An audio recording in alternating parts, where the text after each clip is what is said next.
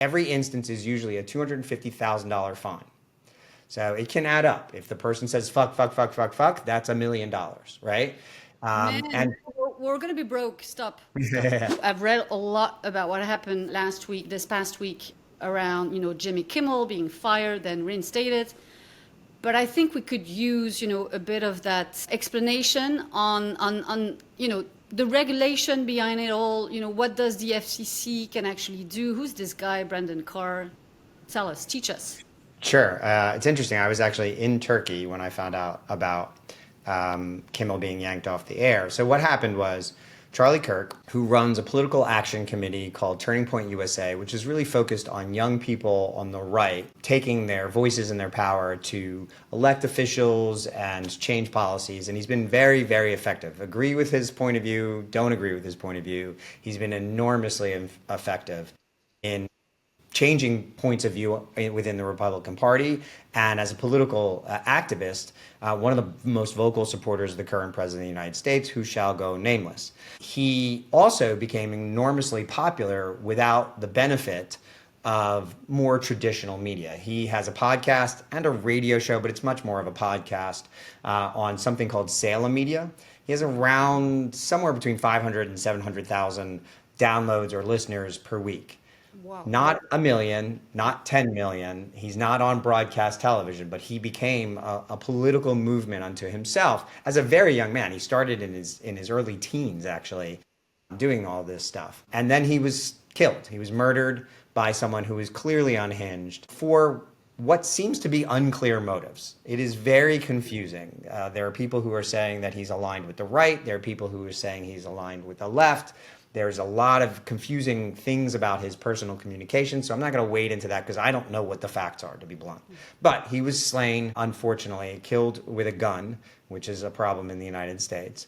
And then he became a kind of cultural icon almost overnight. For or against him, he became the flashpoint of conversation globally. And we'll talk about an example of it crossing the Atlantic and landing in France in a couple of seconds. A couple days later, Jimmy Kimmel went on air and made some commentary about how the people on the right in the MAGA movement were trying to A, distance themselves from the killer, and B, use the killing itself as a political tool to gain political advantage. That created a firestorm in and of itself. Now, it should be noted, Jimmy Kimmel has been very political on this late night talk show for a number of years now, since the first time the current president ran for president in 2016. So this is nothing new. And he didn't say anything unusual compared to what he's said in the past. But Brendan Carr, who is the head of the Federal Communications Commission, which is the regulatory body that governs broadcast television, importantly, it covers broadcast radio and television. It does not cover pay TV. It does not cover certain other aspects it does not cover YouTube. It does not cover the laws of YouTube, except and unless companies want to merge. And at that point, if American companies want to merge and consolidate voice and limit the number of voices in the marketplace, then the FCC can get involved and can block that merger or approve that merger, as they just did with the Paramount Skydance merger a couple of months ago. They also have the ability to penalize local broadcast affiliates or national broadcasters, either on radio or television, if they break certain regulations. For example, you're not allowed to say the word fuck on broadcast television. You've said it. Yeah, but I can say it on podcast. We are not governed. Exactly. Yeah. We're not governed by those rules. However, if you say fuck, or you show nudity, or you show certain other acts, or say certain words, the most famous case is George Carlin's 7 dirty words you can't say on television. And it created a firestorm and a set of lawsuits and action by the FCC a long time ago, which ended in fines, right? So usually for a violation, actually factually for a violation, if the FCC chair believes that there are violations, they have to file an NAL, a notice of violations. Then the person who is accused, or the company that is accused of those violations, has a window to respond. If the chair then decides that that response is not adequate, they can then penalize, usually through fines. Every instance is usually a $250,000 fine. So it can add up. If the person says fuck, fuck, fuck, fuck, fuck, that's $1 million, right? Man, And we're going to be broke. Stop. yeah. But also in the instance of broadcast affiliates, the FCC could actually fine not just ABC for the violation, but then each affiliate for the violation for rebroadcast. So that could add up to millions, tens of millions of dollars.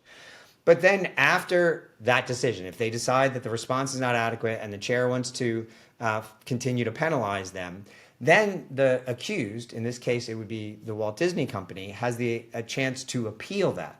First to the U.S. Court of Appeals in Washington, D.C., which has often found against the current administration. And then if they lose there, they can appeal it all the way up to the Supreme Court of the United States. It should be noted, so Jimmy Kimmel said these things.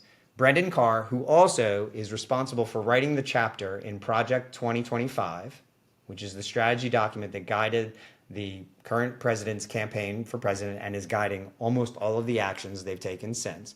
He wrote the chapter in the Project 2025 on the FCC and how it was too harsh on voices from the right and that it needed to be transformed. He's also someone who has gone after, waging lawsuits against broadcasters and other outlets in the US because he deemed them not sufficiently behind the president of the United States. He went on some podcast and said, if Jimmy Kimmel isn't fired, we're going to have to take action. He wasn't exactly clear on what that action would be, but it's very clear what he meant, because the only actions he can take are either fines or revocation of licenses. And he named ABC and also the affiliates associated with that.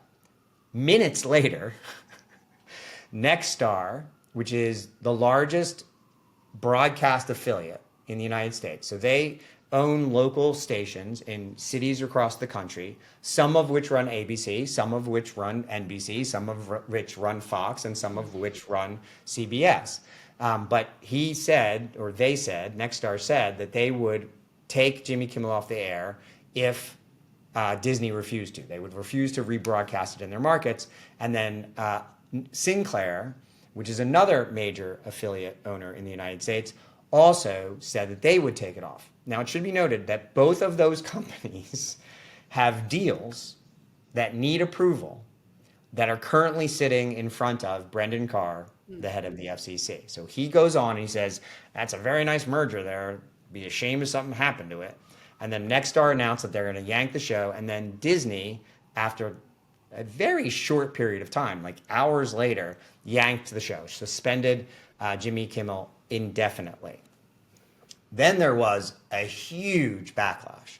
All of the people from the Avengers movies, all these famous people said that they were canceling Disney Plus. Tom Hanks came out against it. Michael Eisner, the former head of Disney, came out against it.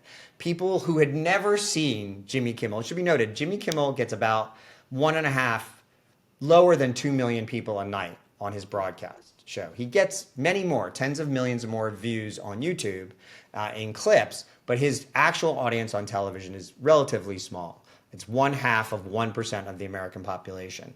But people who have never watched him on television or never even watched him at all were canceling their Disney Plus subscriptions, canceling their Hulu subscriptions, canceling their ESPN subscriptions, canceling their tickets to Disneyland and Disney World.